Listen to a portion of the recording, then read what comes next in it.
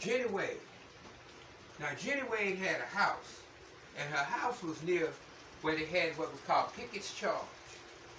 Now up until then, she'd been working as a nurse and a caregiver. She was helping wounded men on the battlefield. Her and the drummer boys would go along, and they would find men that, well, a lot of times they thought they were dead, but they were just wounded. They would bring them back, and she would fix food for them to eat and bring them fresh water. But her house was near what was called Pickett's Charge. She was baking bread for the troops when the charge began. When they found her, she was dead. She'd been shot in the back. With her house being in the middle of that charge, they said there was 150 bullet holes throughout the house. Jenny Wade.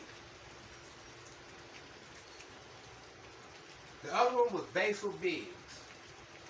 Basil Biggs was a black man.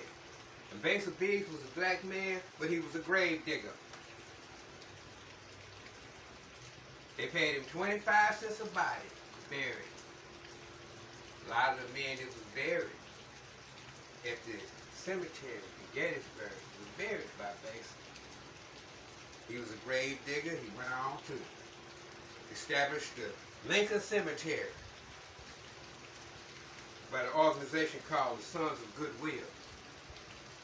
The Lincoln Cemetery is where the 49th Colored Troops was buried. And in 1889, Frederick Douglass came and dedicated the cemetery.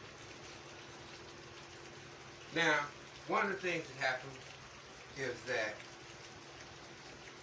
like I said, Lincoln wasn't even invited to the Gettysburg Cemetery dedication, because there were those that felt like the whole thing was his fault. But cooler heads prevailed, and they invited the president at the last minute. 10 days before the dedication, they sent a letter. And wasn't like it is nowadays where you hop on a plane or something. It would take him quite a while to get there. When he got there, one of the things that happened was, well, he looked, and Edward Everett, his staunch opponent, had decided that since he was going to be the keynote speaker. They'd all agreed. And Lincoln would get a chance to make the dedication or the didactic statement. Well, if you ever get a chance to look at that program or that event, you know whose name ain't on it? Abraham Lincoln's. They got the name of the choir directors. They got the name of the glee club. They got Edward Everett's name. They got the preacher that opened the ceremony and the preacher that closed it. But it just says dedication by the president. Lincoln's name was not on the program.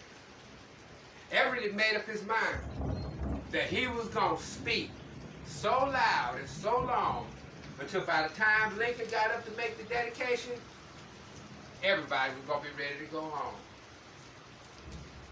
And he spoke for 2 hours, really over 2 hours. When he finished speaking, I'm going to tell you something. It was a strange thing when he finished speaking. He stepped down, and Mr. Lincoln stood up. When he walked to the microphone, he could look and he could see the people that were standing there. They'd been standing